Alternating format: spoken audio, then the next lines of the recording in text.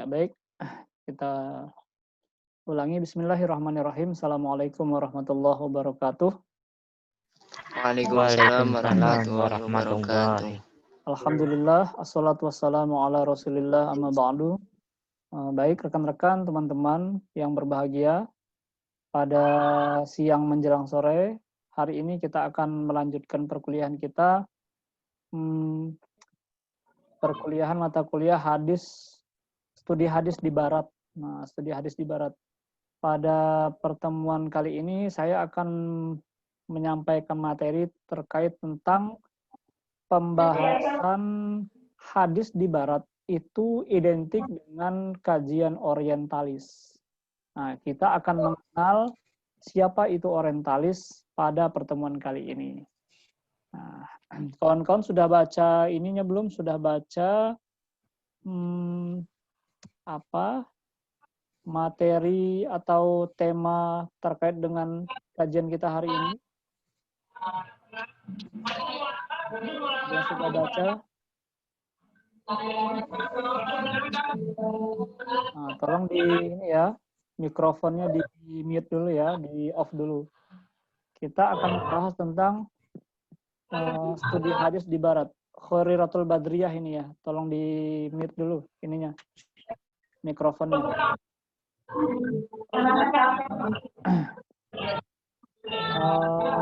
Tolong dikasih tahu ya. Tema kita yaitu kita akan membahas tentang pengertian orientalis, tujuan mereka mempelajari hadis dan dampaknya.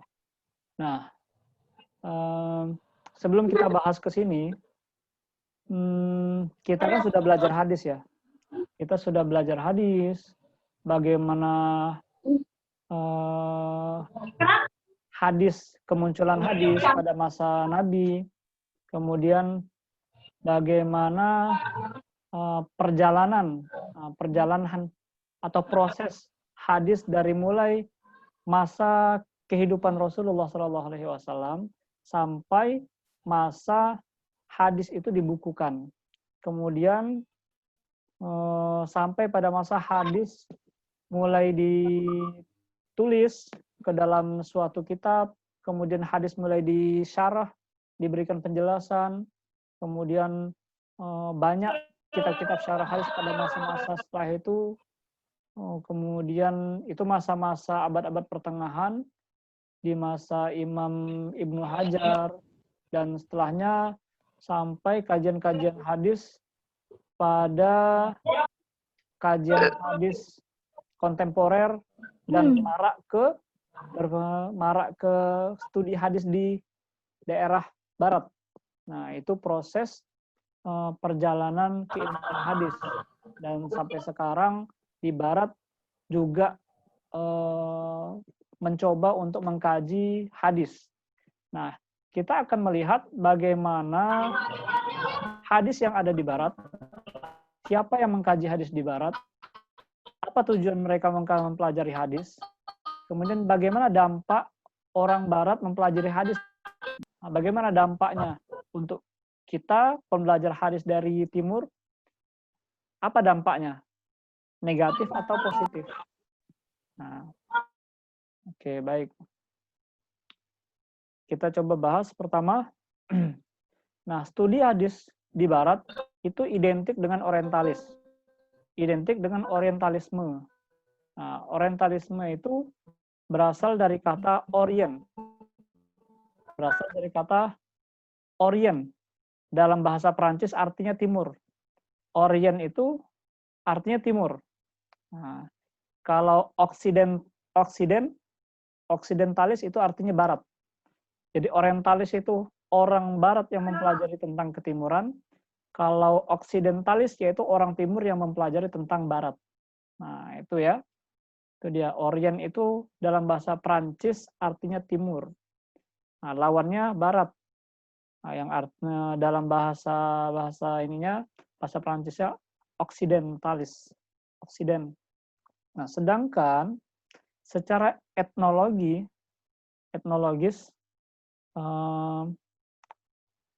Orient itu, etnologis itu etnis ya, etnis.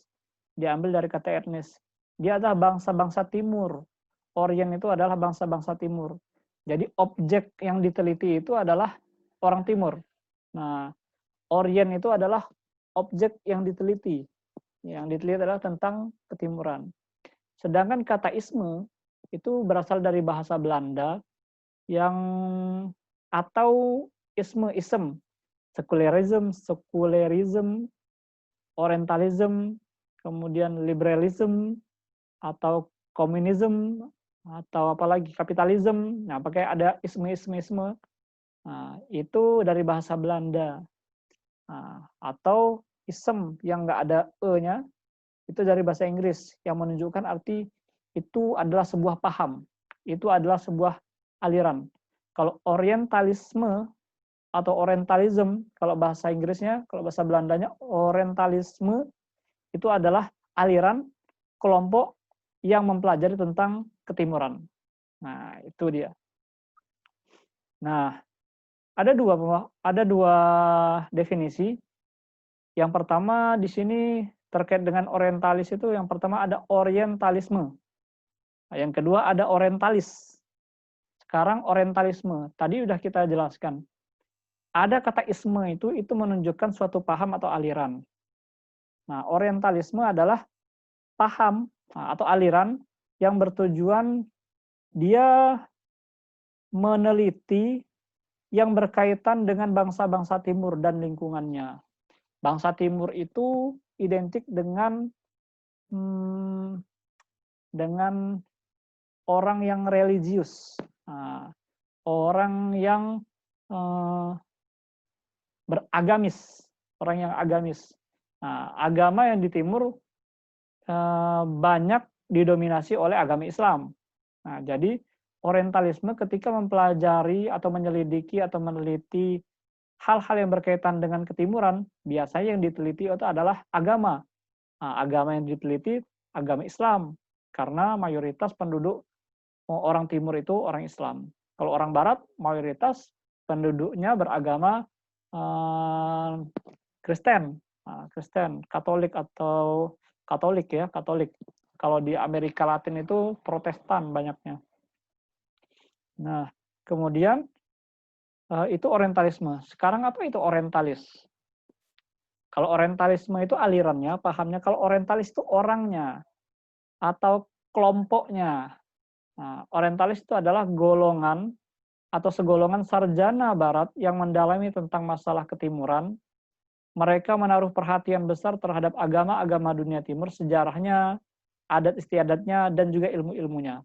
Jadi yang diteliti selain agama, mereka juga meneliti tentang adat istiadatnya, meneliti tentang sejarahnya, historisnya, mereka juga meneliti tentang ilmu-ilmu yang berkembang di timur itu seperti apa.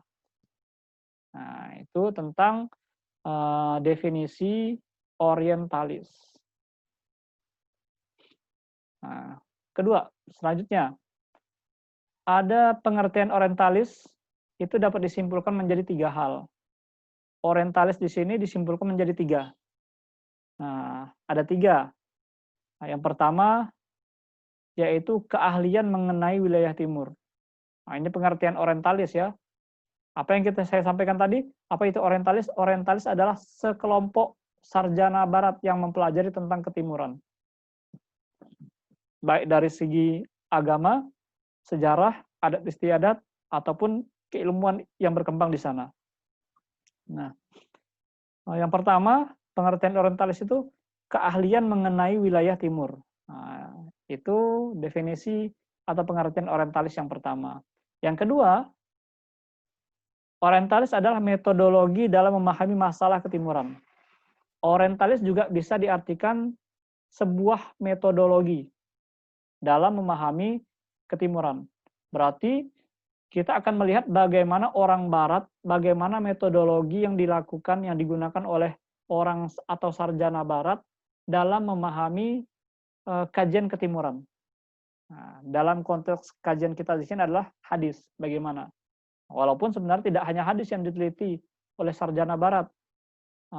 Mereka ada yang meneliti tafsir, ada yang meneliti tentang fikih, ada yang meneliti tentang kondisi masyarakatnya, sosiologi, secara sosiologinya, kemudian antropologinya, dan lain-lain ya. Nah, itu yang kedua. Pengertian yang ketiga dari orientalis adalah sikap ideologis terhadap masalah ketimuran. Nah, sikap ideologis ini sikap keyakinan terhadap masalah ketimuran. Bagaimana keyakinan, kepercayaan masyarakat atau orang-orang timur, lebih khususnya terhadap dunia Islam.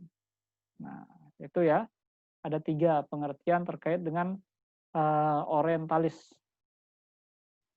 Selanjutnya, sikap orientalis terhadap Islam dan hadis. Nah, kita mempelajari orientalis, kita harus tahu sikap mereka terhadap Islam dan sikap mereka terhadap hadis itu seperti apa. Sehingga kita bisa tahu secara mendalam bagaimana cara kita memahami pemahaman hadis yang dikaji oleh masyarakat barat atau sarjana barat, supaya kita bisa melihat apakah pendapat mereka itu sesuai dengan apa yang kita pahami dalam kajian keislaman, dalam kajian hadis yang telah diwariskan oleh ulama-ulama kita, apakah sejalan atau tidak? Karena mereka punya metodologi, ulama kita punya metodologi.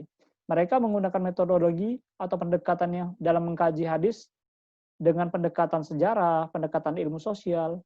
Nah, kalau ulama-ulama kita dalam memahami hadis, ada pendekatan-pendekatan ilmu hadis itu sendiri. Ada ilmu rijal, ada takhrid, ada jarh wa ta'dil, dan lain-lain. Itu yang dilakukan oleh ulama kita. Bagaimana sikap mereka? Nah, sikap mereka pertama adalah sikap orientalis ya terhadap Islam ini, masih terhadap Islam, belum terhadap hadis. Pertama, sikap mereka tuh ada yang bersikap netral. Ada yang bersikap netral, kemudian terjadi pada awal persentuhan antara Timur dengan Barat sebelum masa Perang Salib. Perang Salib itu panjang sekali. Ada yang tahu kapan terjadi Perang Salib? Ada yang tahu nggak kapan terjadi Perang Salib?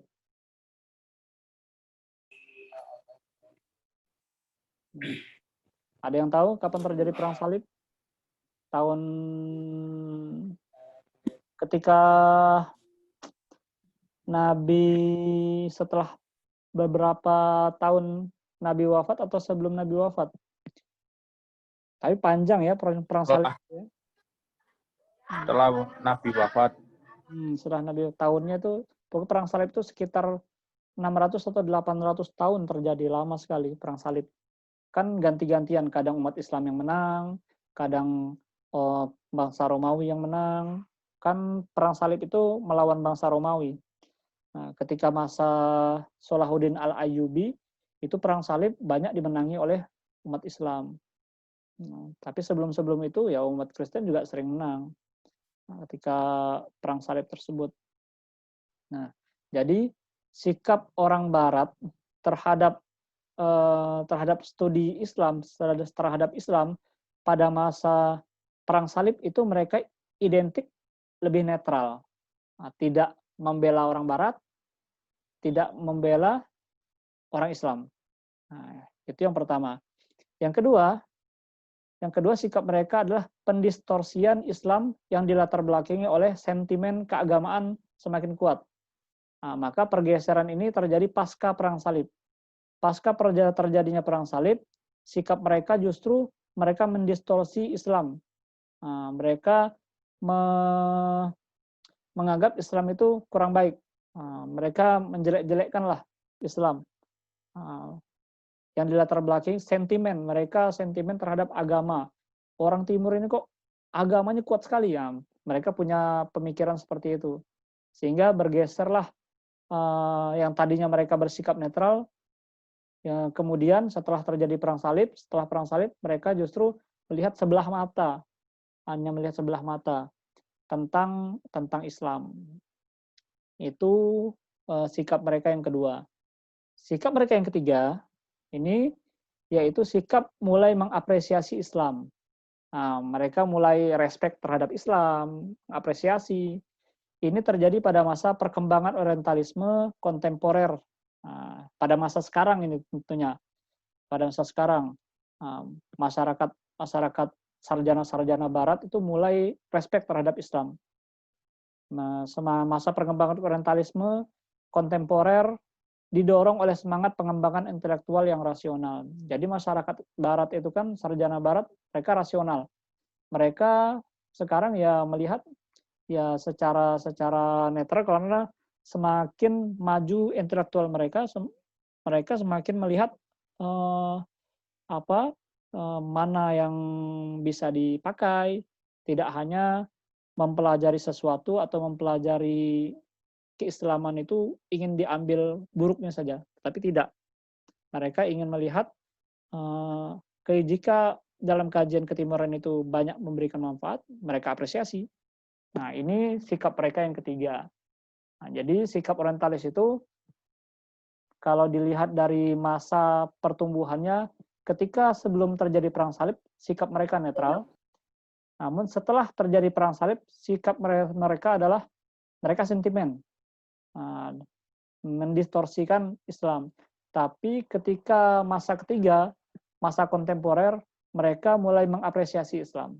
Nah, itu ada 3. Bisa dipahami di sini, teman-teman?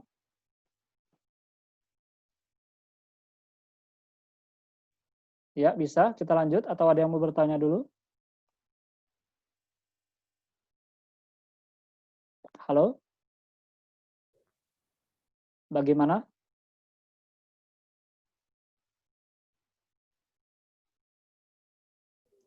Lanjut aja, Pak. Wah, lanjut ya. Oke, baik. Selanjutnya,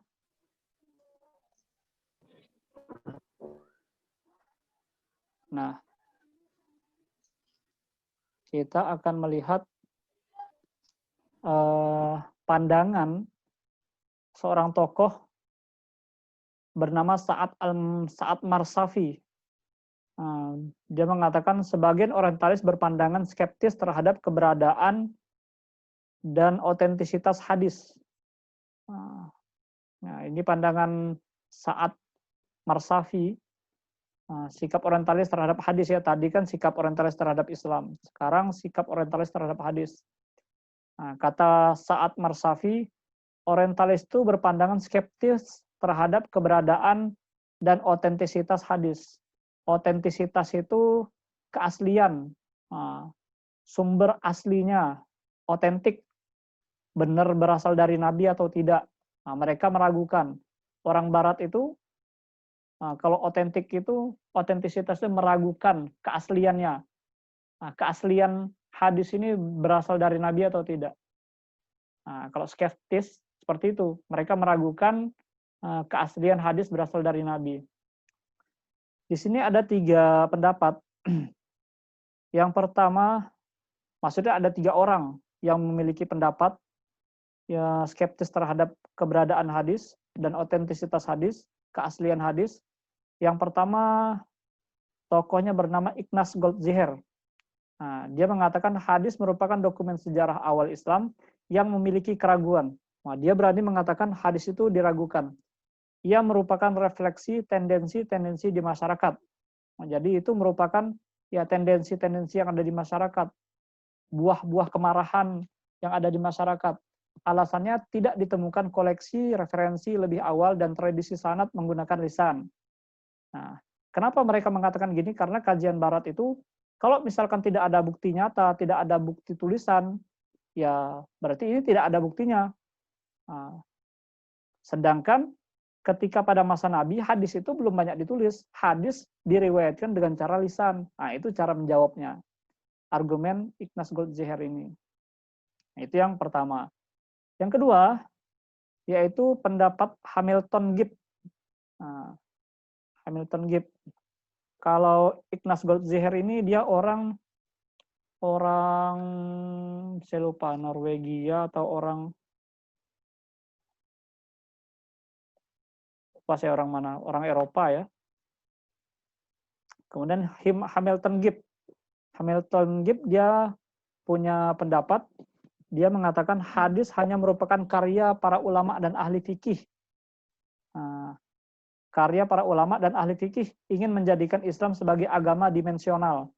Mereka beranggapan hadis sebagai jiplakan ajaran Yahudi dan Kristen. Oh, dia berani mengatakan gitu. Jadi dia mengatakan ya hadis itu cuman kodifikasi atau kumpulan-kumpulan pendapat yang dilakukan oleh para ulama dan ahli fikih supaya hadis itu bisa dipakai, digunakan ya di waktu kapanpun, di masa sekarang, masa lalu, masa yang akan datang, supaya seperti itu. Itu menurut dia. Nah, kalau kita kan punya pemahaman ya hadis itu berasal dari Nabi. Ya para ulama mendapatkan hadis ketika hadis belum ditulis ya masih dengan sistem periwayatan. Nah, periwayatan itu dengan lisan. Nah, dengan kekuatan hafalan. Kita tahu bagaimana hafalan para sahabat. Nah, kekuat kan? Dobit. Sahabat itu kan dobit. Dikenal adil, jujur, dapat dipercaya. Nah, dalam periwayatan hadis kan seperti itu. Nah, tapi Hamilton Gibbs ini tidak mempercayai itu. Yang ketiga, Ignaz Goldziher. Nah, masih pendapat Ignaz Goldziher dan Joseph Saad. Joseph Saad ini muridnya, orang Jerman, sudah wafat ya semuanya ini ya. Dia mengatakan bahwa hadis bersumber dari Nabi SAW, melainkan bahwasanya hadis bukan bersumber dari Nabi maksudnya, melainkan lahir pada abad pertama dan kedua Hijriah akibat perkembangan Islam. Dia bilang hadis itu ya lahir pada abad kedua, artinya ya itu dibikin oleh sahabat-sahabat saja, para sahabat, bukan berasal dari Nabi. Nah, karena dia tidak percaya apa. Kenapa dia mengatakan seperti itu? Karena dia melihat fikih itu mulai berkembang pada masa sahabat. Nah, pada masa sahabat. Maksudnya pemahaman fikih mulai berkembang pada masa sahabat sehingga puncaknya di masa tabi'in muncul para imam-imam fikih. Nah, Imam Abu Hanifah, Imam Malik bin Anas, kemudian Imam Syafi'i, kemudian Imam Ahmad bin Hambal, masing-masing pada tahun-tahun tertentu. Imam Abu Hanifah wafat tahun 1500 Hijriah, Imam Malik wafat tahun 179 Hijriah, kemudian Imam Syafi'i wafat tahun 204 Hijriah, kemudian Imam Ahmad bin Hambal wafat tahun 241. Nah, itu kan tahun-tahun awal-awal abad-abad kedua ya. Abad kedua ada sampai abad ketiga. Nah, demikian. Selanjutnya, nah ini ada dampak dari dampak dari bagaimana orientalis itu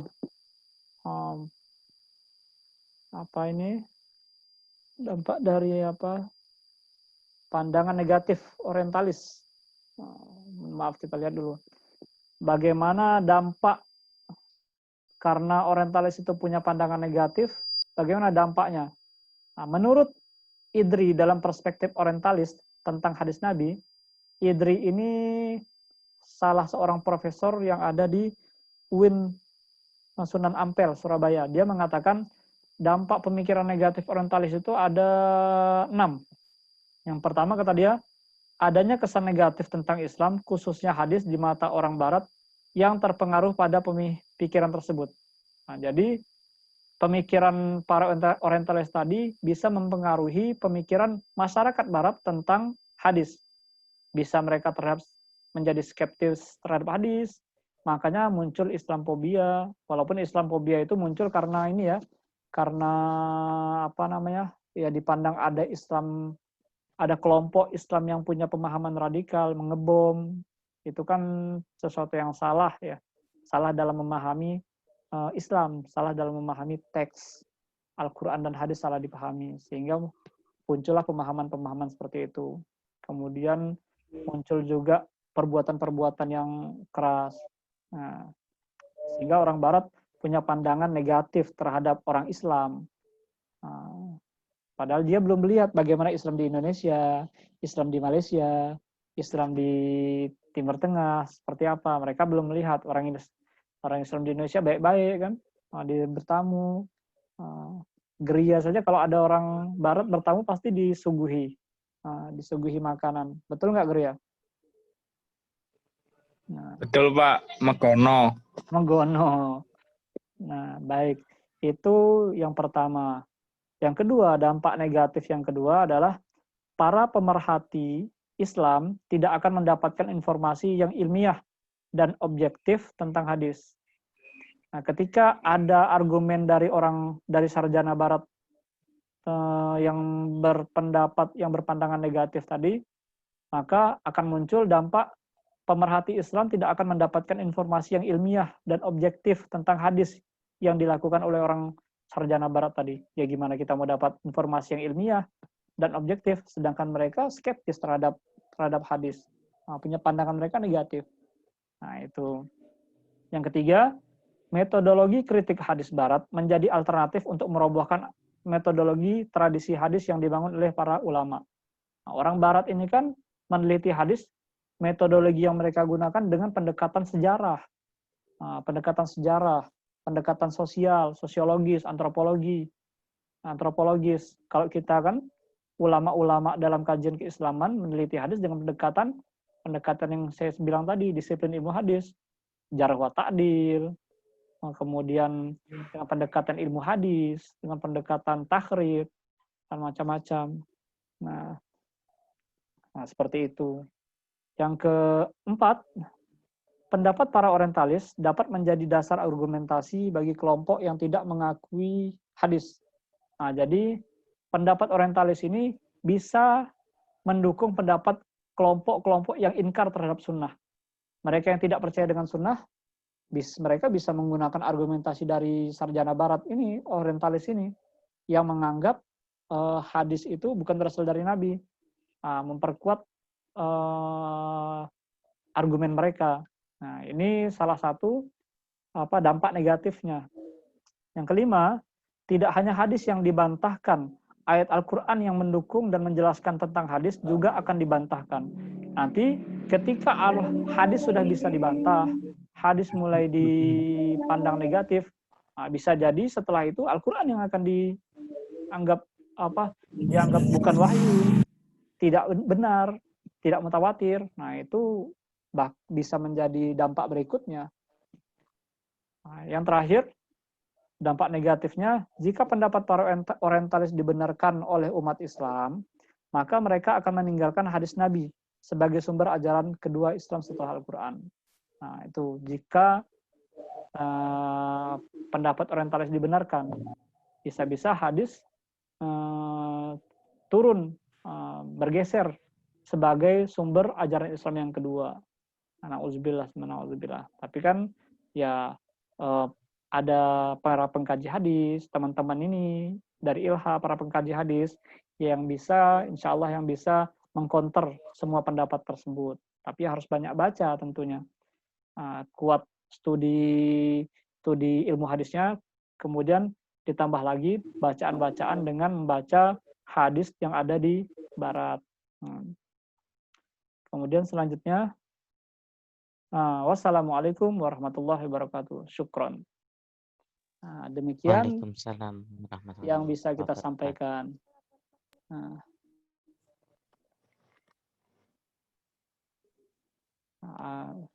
Barangkali ada yang ingin ditanyakan, silakan.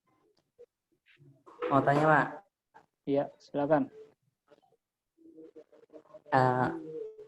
Berarti Siapa ini? apa tanggapan nama Ahmad Agung Setiawan?